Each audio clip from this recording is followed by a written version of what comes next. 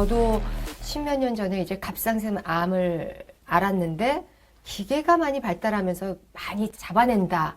이런 얘기를 들었거든요. 맞습니다. 의학이 발전하다 보니까 암 환자가 통계적으로 늘게 되는 거죠. 첫째는 뭐 수명이 많이 늘었잖아요. 암이라는 게 결국 그 노화의 끝장판이라 그러잖아요. 연세 드신 분이 암이 많이 걸리니까 발병류가 많아지는 거고. 아마 전 국민을 상대로 국가에서 건강검진을 하는 유일한 나라일 거예요. 그래요. 그러다 보니까 암이 많이 발견되고 갑상선 암이 폭발적으로 증가한 게 2000년부터인데 그때는 갑상선 암이 별로 이렇게 알려지지 않았어요. 그래서 외과에서 갑상선 외과는 인기가 없었어요. 환자가 네. 없어서. 근데 유방암은 많았죠. 유방암 검사를 하다가 어떤 교수님이 유방할 때 여기다 한번 대봐봐 초음파를 그러면서 급속도로 발견이 된 거예요. 아하. 마찬가지로 건강검진을 하다 보니까 암이 많이 발견되고 조기 암이 발견되기 때문에 치료 성적이 좋은 거죠. 나이 들어서 걸리는 암이면 받아들이겠지만 젊은 환자들이 많이 생겼단 말이에요. 맞습니다. 이것도 통계학적으로 어떤 수치상의 근거가 있나요? 한 30년간 통계를 낸 게 있는데 나이를 5살 단위로 끊어서 봤을 때 25세에서 29세의 젊은이들이 암 발병률이 30년간 가장 높았다. 한 21%가 증가했다 그래요. 어떤 부위에 암이 많던가요? 전태암에 대해서. 어머나. 그래서 결론적으로 증가율이 제일 높은 거는 젊은 사람들이다. 젊은 세대가 암이 생긴 거는 가장 중요한 게 생활 습관이 소구화된 것들이 많죠. 아하. 안 좋은 쪽으로 음식 문화라든지 운동을 안 한다든지 음주라든지 흡연을 많이 한다든지 스트레스를 많이 받는다든지 그런 것도 큰 역할을 하고 또 하나는 역시 이제 건강검진을 이제 많이 하다 보니까 옛날에는 젊은 사람들 검진 안 했어요. 근데 그렇죠. 요즘은 학교나 직장에서 무조건 다 하니까 요즘은 20대 후반의 대장암 환자도 심심찮게 발견됩니다. 항생제 남용 때문에 암이 많이 생기고 있다. 어때? 동의하세요? 이거는 뭐 어느 정도 근거가 있는 얘기입니다. 왜냐하면 우리 몸에는 우리 몸 세포의 10배가 넘는 다른 세포들이 살고 있어요. 그게 이제 장내 미생물이죠. 장내 미생물에는 우리 몸에 유익한 유익균도 있고 유해한 유해균도 있는데 항생제를 많이 쓰게 되면 유해균보다 유익균이 더 많이 죽는 거예요. 그래서 면역력이 떨어지게 되고 그러면 암 발생률이 높아질 수 있겠죠.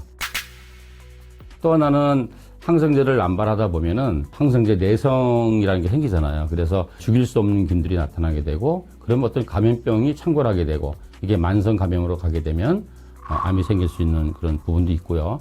또는 항생제에 의해서 우리 몸의 호르몬 시스템이 교란될 수가 있어요. 그러면 일부 암은 호르몬과 관계 있는 암들은 더 발병이 잘 될 수 있겠죠.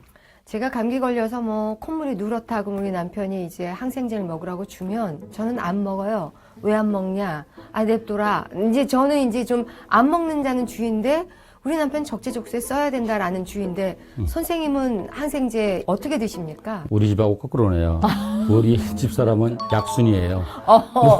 머리만 아프면 타이레놀 그리고 저는 가능하면 안 먹는데 항생제에 대해서 참 이게 처방하는 의사도 애매모호한 부분이 있고 환자들도 잘못 알고 있는 부분이 상당히 많아요. 그래서 우리가 뭐 감기 같은 경우에 항생제를 쓰는 거는 세균의 2차 감염을 막기 위해서 쓰는 건데 노란 콧물인데 이게 어느 정도 노란지에 따라서 항생제를 써야 될지 안 써야 될지 명확한 기준이 없어요. 저는 녹색이 돼도 안 먹습니다. 그건 아닌데 녹색은 이게 녹농균이라고 그래서 굉장히 위험한 균인데 아, 그래요? 위험하면 어떻게 되나요? 항생제 내성균이 나오면 염증, 고름 같은 게 녹색으로 바뀌어요. 없습니다. 저는 고름도 없고요. 네.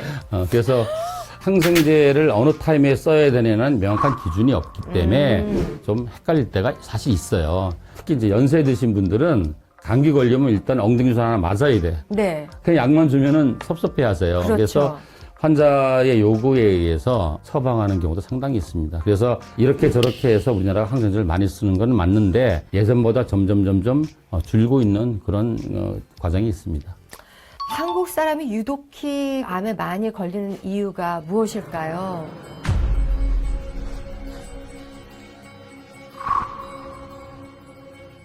우리나라에 환자가 많은 건 사실이에요. 학교에 가서 외국사람 만나보면은 하루에 뭐 10명, 20명 환자를 본다 그러면, 아이고, 가능할까? 이렇게 얘기를 해요. 근데 우리는 뭐, 대학 100명, 병원은 200명이죠. 뭐, 개인 병원도 7, 80명은 네. 봐야지 이게 되는데, 그러다 보니까 이제 암 환자도 많겠죠. 그게 이제 물론 암의 발생 자체가 많을 수도 있어요. 왜냐면, 열악한 생활 환경 속에 살잖아요. 이 네. 좁은 나라에서 무한 경쟁으로 살다 보니까 상대적으로 운동이라든지 힐링을 한다든지 자기 자신에 투자할 시간이 줄어들게 되고 그러다 보니까 스트레스를 많이 받게 됐죠. 또 스트레스 받으니까 뭐예요? 술, 담배 많이 하겠죠. 그리고 살이 찌겠죠. 이러한 그 환경적인 요인도 반드시 있습니다. 여러 가지 원인에 의해서 꼭 우리나라가 자리가 나빠서 암이 많이 생기는 나라다. 누명을 쓰는 부분도 좀 있는 것 같아요. 저도 뭐 암을 한번 겪었지만 처음에 들으면 굉장히 속상했어요. 그런데 이제 주변에서 보면은 청천벽력이었다. 특히 췌장암이나 이렇게 어려운 암인 경우에는 그럴 수밖에 없는데 어떤 마음가짐으로 암을 좀 받아들이는 게 좋을까요? 책에 보면 그런 말이 있어요. 암이란 진단을 받았을 때 사람들의 마음이 변화되는 관계. 처음에는 이제 부인하는 거죠. 많은 사람이 그래요. 무슨 소리야. 내가 아무 증상도 없는데 나처럼 건강하게 사는 사람이 없는데 오진일 거야. 또 다른 그렇죠. 병원을 가죠. 돌팔이야. 또 다른 병원 가. 여기도 돌팔이야. 그러다가 나중에 이제 진짜 암인가 보네. 그럼 이제 화가 나기 시작하는 거죠. 내가 무엇을 잘못했길래. 그렇죠. 그 다음에 이제 막 열심히 하려고 그래요. 뭐 이것도 찾고 저것도 찾고 그러다가 어느 순간 이제 우울해지는 거죠. 모든 걸 거부하는. 그러다 이제 마지막에 받아들인다 그러는데 20년 전과 지금에 비하면 또 많이 달라졌어요. 20년 전에는 암을 진단받으면 환자와 보호자가 상담하러 올 때 대여섯 명이 따라와요. 막 울기도 하고. 그리고 이제 계속 나는 잘못할 게 없다는 거를 나는 뭐 나쁜 것도 안 먹고 이걸 강조하시는 분이 많은데 요즘은 그냥 혼자 오세요. 기껏해야 배우자랑 같이. 대부분 혼자 오셔서 상담하시고 담담하게 받아들이는 경우가 많아요. 그래서 또 하나 느끼는 거는 죽음을 어떻게 보느냐. 얘가 굉장히 중요한 것 같아요. 그래서 제가 하는 말이 걱정은 하지 마시고 노력하세요. 근데 대부분 사람이 걱정만 하고 노력은 안 해.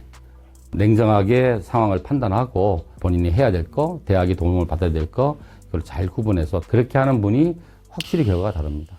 암에 잘 걸리는 성격도 따로 있나요? 보통은 말을 못하고 남들한테 굉장히 참는 분들이 발병한다라는 이야기도 들었거든요. 그거를 좀 맞는 것 같아요.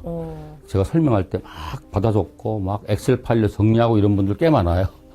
그래서 이런 거 하지 마시고 적지 말고 들으시고 필요하면 내가 자료를 보내드리겠다. 그래도 계속 적어요. 그리고 정리를 쫙 해갖고 오세요. 그래서 내가 이렇게 정리해서 그 다음에 뭐 하실 거냐고. 그런 거를 내려놓으시라. 그래서 집착하는 성격, 용서를 못하는 성격, 특히 남보다 자기를 용서 못하는 성격이 굉장히 안 좋은 것 같아요. 치료가 잘 되는 성격은 또 어떤 분들이? 우리 병원에 지금 췌장암으로 6년째 오시는 분이 있어요. 췌장암이 6년? 예. 처음에 황달로 응급실 가서 수술을 못했어요. 근데 이제 항암도 하고 우리 병원 치료하면서 6개월 후에 수술을 하고 지금 4년째 항암도 안 하고 모든 게 정상이에요. 정상이요? 정상. 그분은 그래요. 지금도 6년 전에 나하고 약속했던 대로 똑같이 하세요. 일주일에 3번씩 와서 치료하고 식이요법을 6년간 그대로 지키세요. 네. 그리고 이제 검사 결과가 나오잖아요. 그러면 내가 설명하려고 그러면 원장님 저한테 설명하실 필요 없어요. 뭐 그래서 제가 어쩌겠습니까? 원장님 믿고 저는 그냥 내가 할 일만 하겠습니다. 그리고 병원에 와서 치료할 때 유튜브로 음악 들으시고 그런 분이 결과가 좋은 것 같아요. 긍정적인 분? 그렇죠. 그리고 의사 말씀 잘 듣는 분? 그리고 내려놓음. 이거는 자기가 어떻게 할 수 있는 부분이 없잖아요. 그러니까 자기를 계속 괴롭히는 사람이 있어요. 죄의식 같은 거 느끼고 오늘 내가 나쁜 거 하나 먹었어 뭐 이런 거. 검사에서 이거 왜 조금 몰랐지? 아무것도 아닌 거. 그리고 지연 말단적인 거에 대해서 관심이 많아요. 이거 뭐 유튜브 보니까 인터넷 보니까 뭐 먹으면 안 된다는데 아주 세세하게 신경 쓰는 그런 분들이 예후가 안 좋은 것 같아요. 네. 항암 치료에서 제일 무서워하는 게 여성인 경우에는 이제 머리카락을 이제 밀어야 되고 그러고 나서 다시 날까 걱정도 되는데 한편에서는 흰머리가 오히려 검은 머리가 나더라 하시는 분도 있고 참 각양각색이에요. 표준 항암제, 세포독성 항암제는 그 암세포 중에서도 휴지기에 분열하지 않고 있는 세포는 공격 못하고 활발하게 세포 분열을 하는 암세포만 공격을 해요. 그러다 보니까 정상세포 중에서도 활발하게 세포 분열을 하는 정상세포를 공격하는 거죠. 대표적인 게 이제 점막세포, 그리고 뭐 머리카락이라든지 아니면 골수 이런 거예요. 그래서 그런 부분에 이제 항암의 부작용이 나타나는데 그래서 머리카락이 이제 탈모가 되는 거예요. 사람에 따라 탈모의 정도는 다르지만 표준항암 치료를 하면 거의 다 탈모는 되세요. 그러나 이게 이제 항암이 끝나고 일정 시간이 되면 다시 납니다. 나는데 예전과 똑같이 나느냐? 그렇기보다는 조금 옛날과 다른 머리카락이 나는 거죠. 굵기가 얇다든지, 뭐 색깔이 조금 뭐 옅다든지 이런 식으로 나지만 나기는 납니다.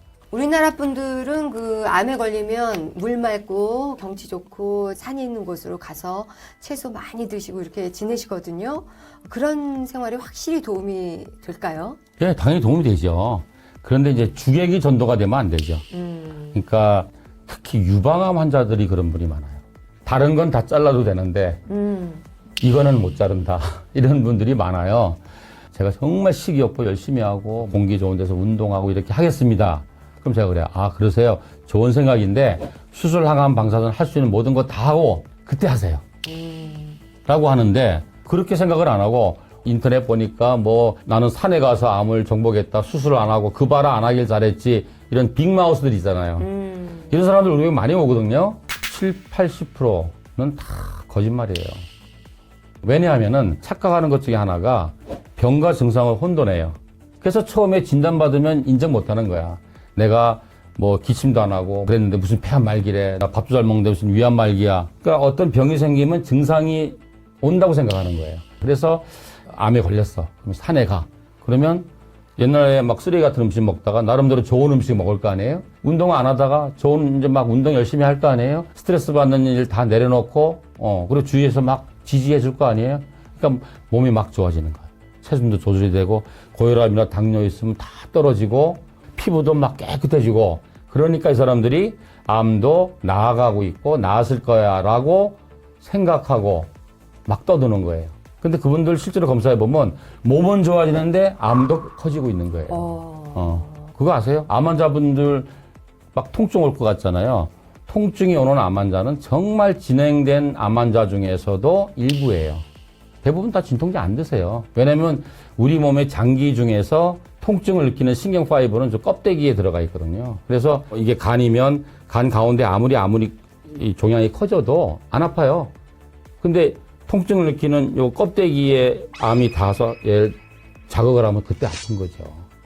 그래서 정말 제가 드리고 싶은 말은 제가 보완대체의학, 뭐 식이요법을 강조하는 의사지만 이건 어디까지나 대학에서 하는 수술을 항암 방사선을 한 다음에 또 하면서 보조적으로 함께해서 병합치료를 하는 것이지 수술을 하지 않고 이걸 한다? 그런 거는 굉장히 위험한 거다. 그렇게 하다가 병이 악화되면 하나뿐이 없는 생명이 없어지잖아요. 그래서 반드시 정통의학의 도움을 받을 수 있는 부분이 있다면 함께 하셔야 된다.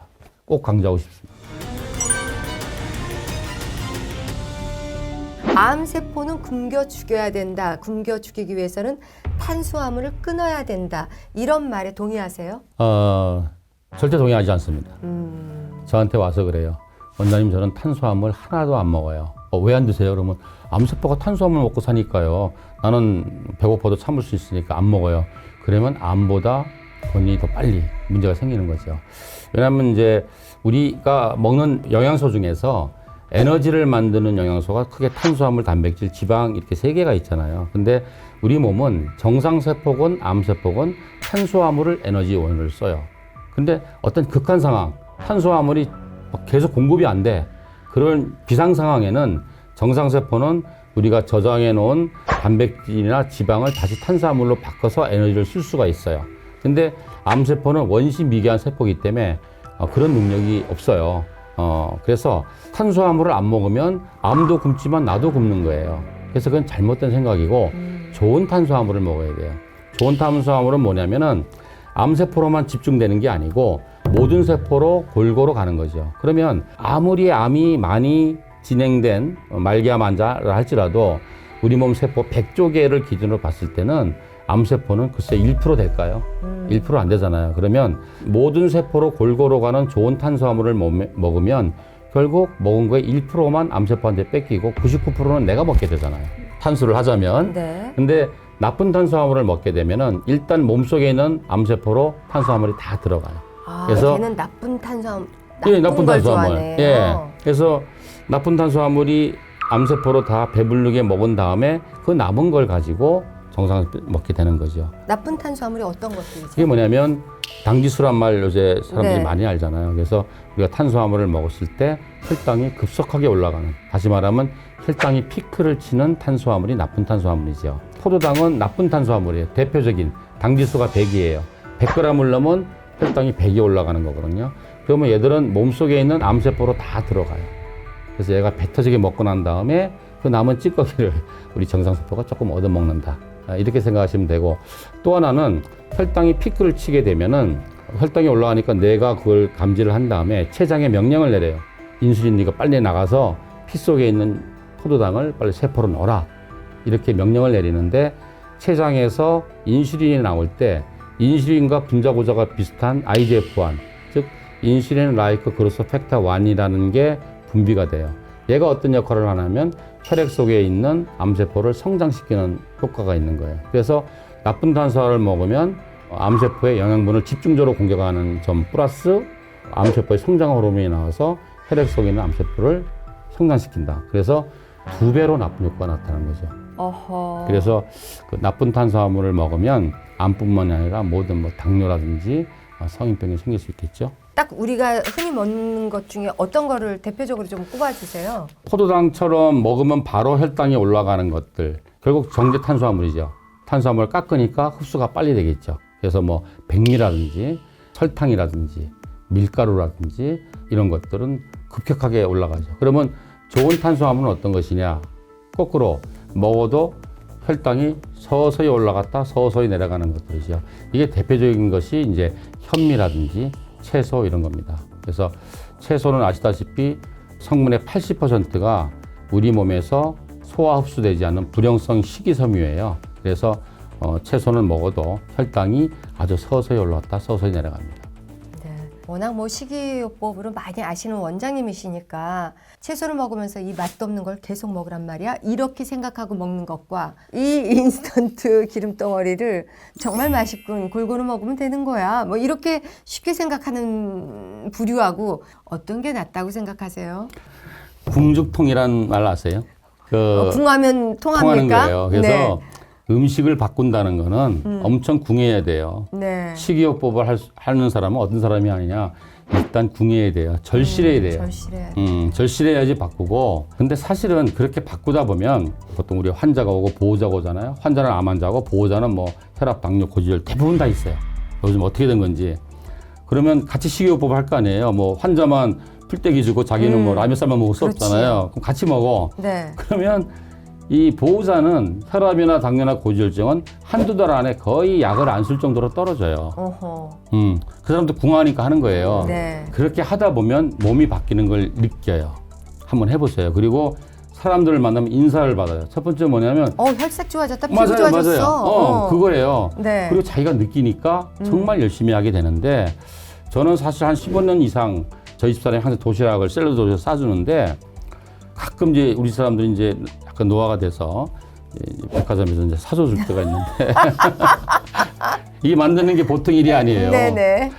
집에서 만들어주는 거는 진짜 맛없죠. 아무것도 맛을 안 냈으니까. 근데 그거는 먹는데 부담이 없어요.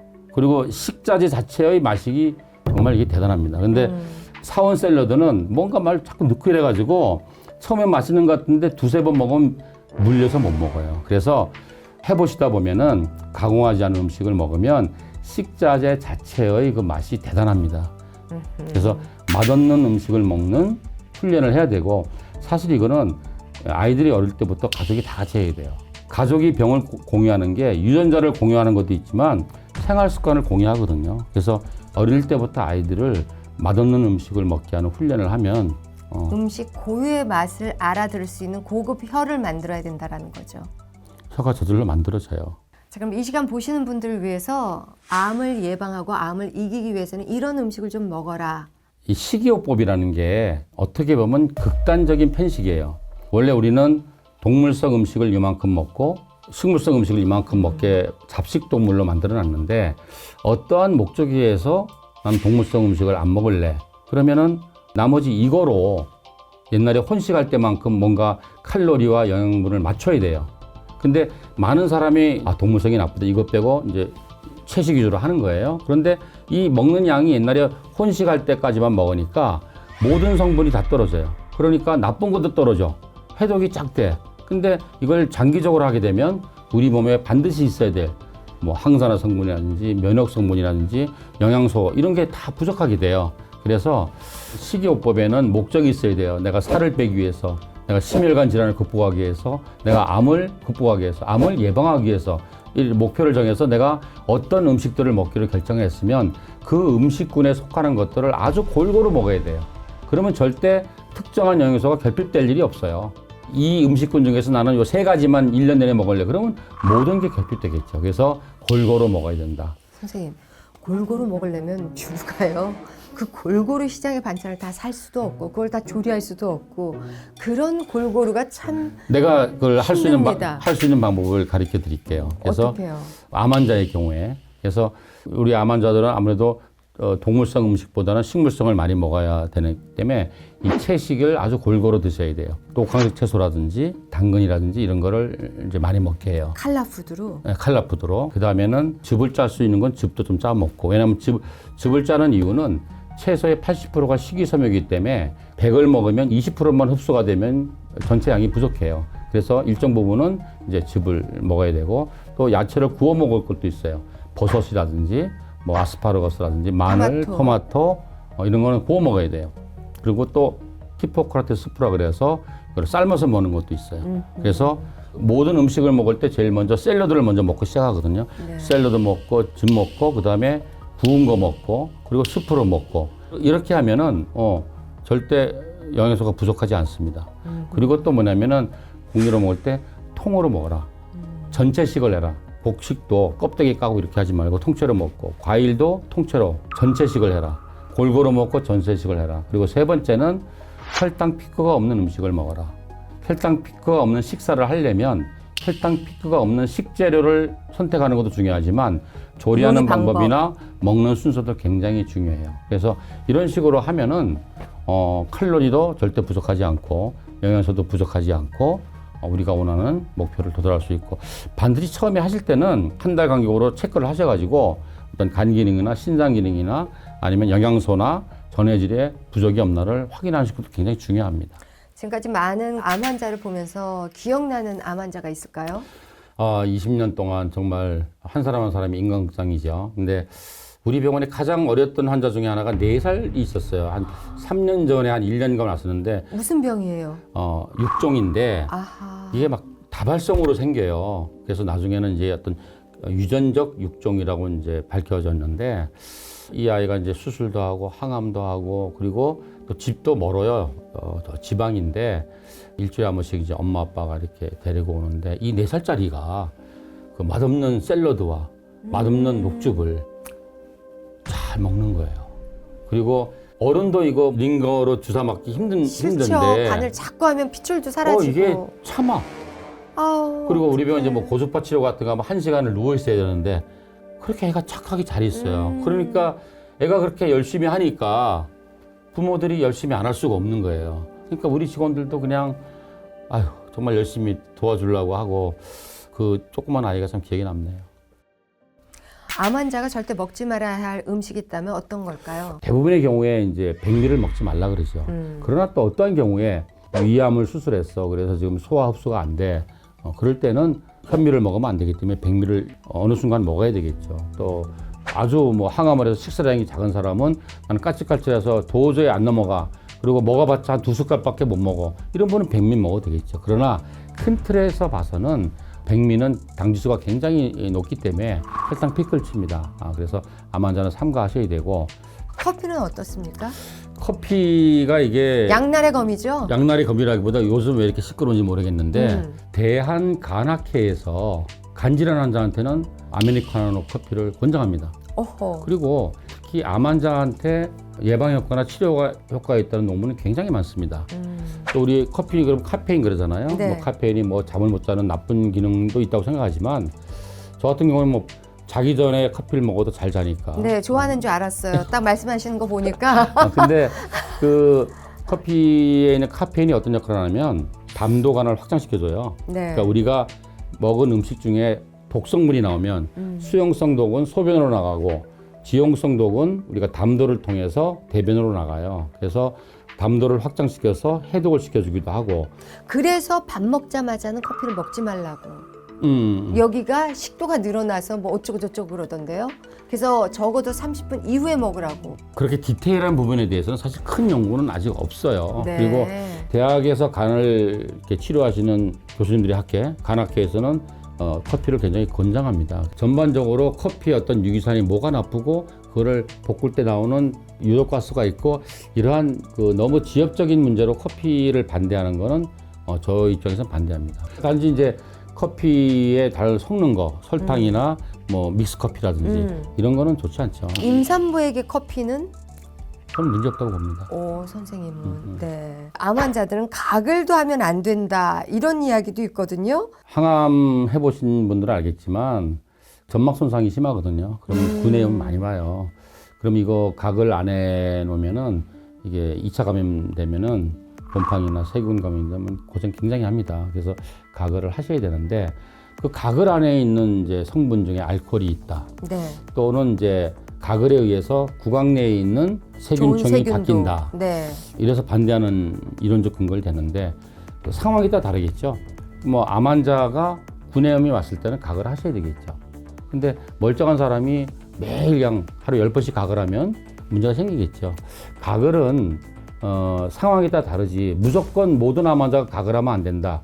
이건 조금 과한 것 같아요. 외국에서는 한번 암에 걸리면 끝까지 가야 하는 성인병이라고 생각하니까 우리가 이렇게 먹지 말아야 할 음식이 암 환자뿐만 아니라 일반인에게도 건강을 도와줄 수 있는 거 아니겠어요? 당연하죠. 네. 당연합니다. 그래서 암 환자랑 암 환자 가족이 같이 식욕 보호하면 암 환자 가족은 더 빨리 좋아집니다. 주변에 비타민C 먹는 사람들이 참 많거든요. 비타민C는 수용성이기 때문에 많이 먹어도 상관없다. 소변으로 배출된다. 그래서 특별히 또 감기 기운이 있으면 막 왕창 드시는 분들 계세요. 어떻게 생각하세요? 비타민C는 이제 필수 비타민이죠. 필수 비타민이 필수하게 필요하다는 게 아니라 우리 몸에서 못 만드는 거예요. 그래서 반드시 외부에서 공급이 돼야 되는데 우리나라가 지금 잘 사는 나라이기 때문에 애지간한 경우에는 일반적인 식사로 필요량을 채우는데 특별한 목적, 내가 좀 더 건강해야 되겠어라든지 뭐 이럴 땐 더 많이 먹어야 되는데 양날의 칼이에요. 예를 들어서 입으로 섭취하는 정도의 작은 양은 우리 세포를 좋게 해주는 거야. 면역을 높여주고 해독을 해주고 항산화를 해주고 조직을 재생시켜주고 이런 역할을 하고 주사로 맞는 아주 고용량 이거는 반대로 세포를 막 죽이려고 막 괴롭히는 거예요. 그래요? 산화 스트레스를 주는 거예요. 그럼 주사는 그러나 이제 뭐 한 앰플 정도, 우리나라에서 한 앰플 그러면 보통 이제 10g 정도거든요. 네. 이 정도는 그냥 뭐 감기 걸렸을 때라든지 피곤할 때 맞는 정도는 항산화 작용을 한다고 봅니다. 근데 암 환자분들은 암을 공격하기 위해서는 어느 정도 맞아야 되냐 하면 몸무게 10kg당 한 15g? 60kg다 그러면은 8, 90g을 맞아야 돼요. 그러니까 비타민C를 8앰플이나 9앰플을 한 번에 맞아야 돼요. 이건 굉장히 고용량이죠. 이거는 오히려 우리 몸을 편하게 해주고 좋게 해주는 게 아니라 항암제처럼 세포를 괴롭히는 거예요. 그래서 목적에 맞게 사용하셔야 되고 제가 이제 20년 전에 암병원 처음 시작하면서 제일 먼저 활동한 게 비타민C 암 연구였는데 그때까지만 해도 우리 암 환자분한테 뭐라고 얘기했느냐 먹는 비타민C의 부작용이 크게 세 가지가 있어요. 하나는 속이 쓸 수가 있고 하나는 설사를 할 수 있고 하나는 아주 드물게 뭐 결석이 좀 생길 수가 있는 게 있는데 설사하기 직전의 용량까지 최고의 용량을 한 번에 먹어라. 막 퍼먹어라. 매일? 매일도 아니고 한 번 먹을 때 암 환자들한테. 네. 그리고 이것도 혈중 농도를 자꾸 높이기 위해서 4시간마다 계속 퍼먹어라. 하루 6번. 그러면 피 속에 비타민C 농도가 주사 맞는 것처럼 자꾸 올라갈 거라고 생각했어요. 근데 그 이후에 많은 논문들이 나왔는데 그게 아니더라. 우리가 밥도 아무리 많이 먹어도 소화 흡수가 되는 게 아니잖아요. 밥을 뭐 한 2그릇, 3그릇까지는 되지만 5g 먹으면 이거는 안 되는 거잖아요. 그래서 비타민C도 2,400mg 정도까지가 가장 많이 흡수되더라. 그 이상은 먹어봤자 더 이상 흡수가 안 되고 다 배설되더라. 네. 그다음에 버리는 거죠. 그래서 한 번에 한 2000ml 정도를 먹는 게 가장 합리적이지 않을까. 또 하나는 이걸 그렇다고 해서 4시간 간격으로 2000ml를 계속 먹으면 혈중 농도가 자꾸 따블따블해서 올라가지 않겠느냐. 그러면 주사 안 맞아도 되지 않겠느냐라고 생각하는데 그건 아니더라. 아무리 먹는 거는 누적을 해도 혈중 농도는 어느 이상 안 올라가더라. 그래서 이렇게 정리하시면 되겠어요. 먹는 비타민 C는 피로 회복, 뭐 면역력 회복, 항산화 작용, 뭐 이런 걸 위해서 먹는데 일반인은 그러니까 최고 가성비가 좋은 거는 2,400ml니까 뭐 한 2,000ml 정도를 먹는데 이게 이제 수용성이니까 방광기가 한 6시간, 8시간이에요. 그러니까 최고로 먹는다 그러면 아침, 저녁으로 2번 정도만 먹으면 되지 않을까. 언제 먹을까요? 밥 먹고 난 다음인가요? 밥 먹기 전에 먹어도 되는데 네. 이게 부작용 중에 하나가 속쓰림이 있어요. 속이 쓰린 분은 밥 먹고 나서 드시거나 아니면 밥을 먹으면서 드시거나 아니면 이제 당근 주스나 이런 야채 주스 많이 먹잖아요. 거기 타서 먹으시면 됩니다. 가루로 드세요? 알약으로 드세요? 저는 이 포로 우리 이제 환자들용은 3,000ml짜리 포가 있어요. 3,000ml 포를 먹습니다. 매일. 예. 피부가 좋으시네요. 근데 감사합니다. 우리가 암에 걸리지 않으려면 비타민 D가 굉장히 중요하다라고 생각을 했는데 D가 중요해요? C가 중요해요? 다 중요하죠. 아. 그러니까 오래전에 그 하버드 보건연구원에서 난 논문이 있는데 암에 걸린 사람과 일반 비타민 혈중 농도를 검사해 보니 통계적으로 유의하게 암에 걸린 사람들이 비타민 C 농도가 낮더라. 아, 그러면 비타민 C를 높이면 암이 예방되지 않을까라고 해서 비타민 D를 고용량으로 하는데 보통 일반인은 뭐 비타민 D 농도가 한 30 이상이면 되는데 우리 암 환자들은 그래서 좀 더 높게 한 50에서 60 정도를 유지하시라. 그러려면 비타민 D를 하루에 한 4,000 유닛 정도 드시고 그래도 부족하면 한두 번 정도는 이제 근육 주사를 맞아주시면 50 이상 올라갑니다. 네. 비타민 C로 암 치료도 가능한가요?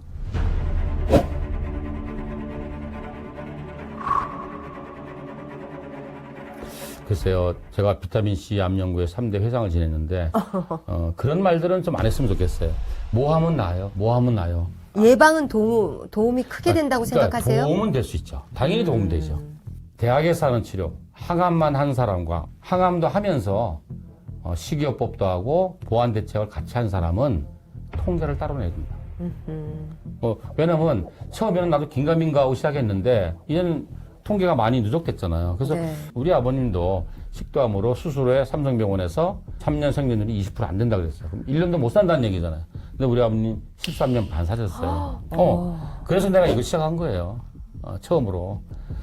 우리나라에는 이런 시스템이 없었잖아요. 항암밖에 없었는데 이제는 말할 수 있어요. 이제는 암의 예방이라든지 뭐 재발을 막는다든지 치료 효과를 높인다든지 생존율 이런 거를 통계를 좀 따로 내봤으면 좋겠어요. 비타민 C를 가장 가격 대비 고효율로 먹는 방법이 뭘까요? 주사일까요? 약일까요? 아니면 음식으로 그냥 채우는 게? 먹는 비타민 C는 한 번에 2,400ml 이상 먹는 거는 의미가 없어요. 다 배설되니까 맥시멈 2,000ml 정도 한 번 먹을 때 그 정도가 가장 좋지 않을까. 가성비가 제일 가성비가 좋을까요? 좋던데. 그럼 리포존 비타민 C라고 해서 그게 더 흡수가 좋다라고 얘기를 하는데 그러니까 이제 이론적으로는 리포소말 비타민 C가 흡수력이 좋다 이렇게 되는데 이걸 아셔야 돼요. 우리가 어떠한 약이나 음식이나 이런 걸 연구할 때 처음에는 화학식 갖고 하죠. 뭐 이런 화학 구조와 이런 화학 구조가 만나면 이런 화학 구조가 나올 거야. 이론적으로는. 그러면 이제 우리가 실험실에서 비커 같은 거 해보지. 섞고 이거 나왔잖아. 이렇게 딱 되는데 그 다음에 동물 실험과 인체 실험을 하잖아요. 그 이유는 실험실은 생화학 반응이 딱 하나야. 다른 반응이 없어. 근데 우리 인체에는 이미 수만 개의 생화학 반응이 돌아가고 있는 유기체잖아요. 여기에 그게 들어왔을 때 얘들과 어떠한 상호 반응을 일으킬지는 아무도 몰라요. 그래서 임상시험을 하는 거거든요. 그래서 리포소말 비타민 C가 이론적으로는 투하력이 4-5배 높을 거기 때문에 비타민 C를 먹고 속이 쓰리거나 이런 분들은 유익하다라고 말을 하지만 글쎄 거기에 대해서는 아직까지 더 많은 연구가 필요합니다. 고려원단에서 나온 3,000ml 용량 석 달치가 한 3만 원입니다. 그러면 정맥주사 비타민 C는 얼마 정도예요? 그 가격도 말해야 되나? 네, 대충. 그래서 뭐 병원마다 좀 다를 수 있겠지만 네. 이제 용량이 따라 다르죠. 암 환자는 비타민 C를 한 앰플 맞을 수도 있고 뭐 열 앰플 맞을 수도 있어요. 통상적으로 한 3만 원에서 10만 원 사이 되지 않을까? 한 그 번에. 약으로 먹는 것이 가장 가성비가 좋다라고 말씀하신 것 같습니다. 목적이 다른 거죠. 목적이. 암 환자는 이거를 항암제 역할을 하려고 하려면 주사로 맞아야 되는 거죠. 아주 고농도로. 그러나 일반인들은 그렇게 고농도로 할 필요가 없으니까 먹는 걸 드시면 되는데, 먹는 거는 가성비가 가장 좋은 게 2,400이라고 하니 한 뭐 2,000mg 정도를 아침에 한 번이나 아니면 좀 더 욕심이 나면 아침 저녁으로 2번 정도만 먹으면 되지 않을까. 비타민C가 암의 치료제는 아니지만 보조제로 필요하다. 도움을 줄 수 있죠. 네. 그런 도움을 준다는 논문은 굉장히 많습니다. 뭐 연예인들도 촬영하다가 힘들면 가서 비타민C 주사 맞고 오거든요. 번쩍하죠. 네, 번쩍. 네. 피부도 금방. 왜냐면 미세 영양소는 네. 체내에 뭐 비타민 C나 뭐 아연이나 구리가 충분히 있는 사람은 아무리 맞아도 뭐 물인지 뭔지를 몰라요.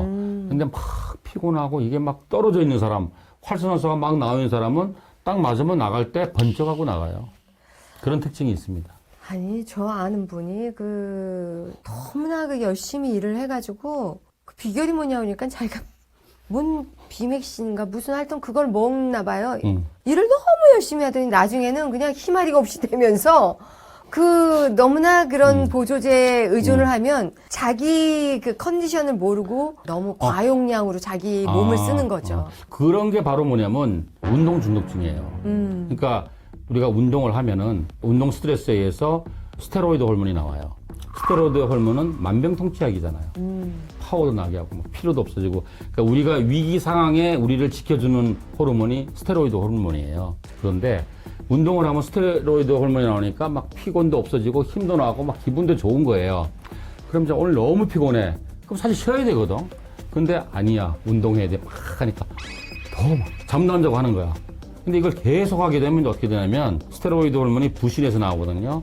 부신이 이제 피곤해서. 손 들어버리는 거예요. 번아웃 되는 거예요. 그럼 그때부터는 스테로이드 호르몬이 안 나오는 거예요. 네. 그럼 그래서 운동도 재미없고 속상하고. 뭐든지 과하면 탈이 나는 거죠. 많은 분들이 건강 기능식품에 관심이 많으십니다. 또 부모님 생각하면 챙겨드려야 되지 않나라는 생각도 드는데 필요하다고 생각하세요? 예, 필요하고 사실은 이제 우리나라도 건강기능식품을 검사를 통해서 필요한 부분을 필요한 양을 권고하도록. 처방해야 돼요. 네. 외국처럼. 근데 우리는 이제 어떻게 하냐면 그냥 한 방에 여러 개 들어있는 거. 그래서 우리가 그래요. 그냥 안 먹느니 한 방에 여러 개 들어있는 거 뭐 종합 비타민, 미네랄, 뭐 항산에 다 들어있는 거 있잖아요. 그냥 막 드시면 좋지요. 그런데 어떤 목적이 있어요. 내가 너무 피로해. 내가 감기 걸렸어. 간질환이 있어. 암이야. 그럴 때는 반드시 이 사람의 구조가 망가지지는 않았지만 기능이 문제가 있을 때는 기능의학적으로 뭐가 대사가 안 돌아가나.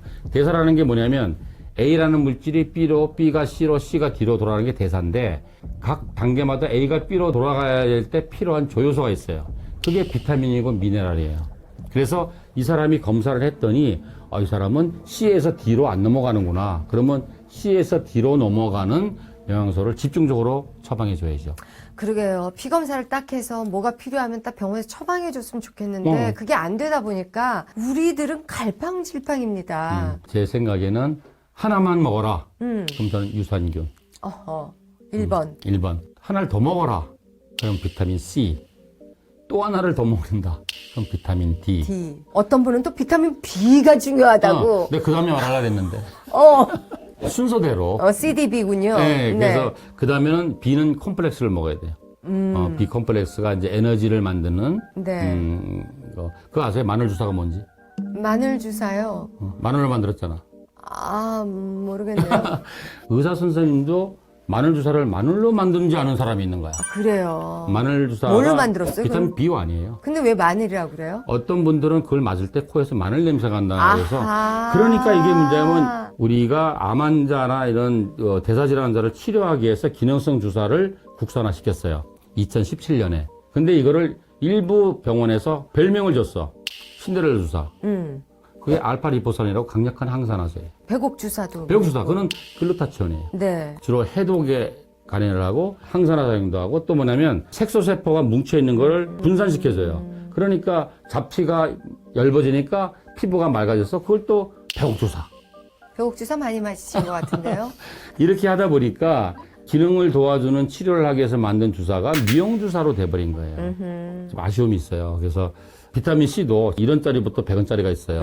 인터넷으로 제일 싼 거 사 먹을 것이 아니라 검사해서 내가 어떤 영양소가 필요한지를 처방을 받아서 먹어야 될 걸 먹고 주사로 해야 될 건 주사로 하고 이런 식으로 할 때가 되지 않았나.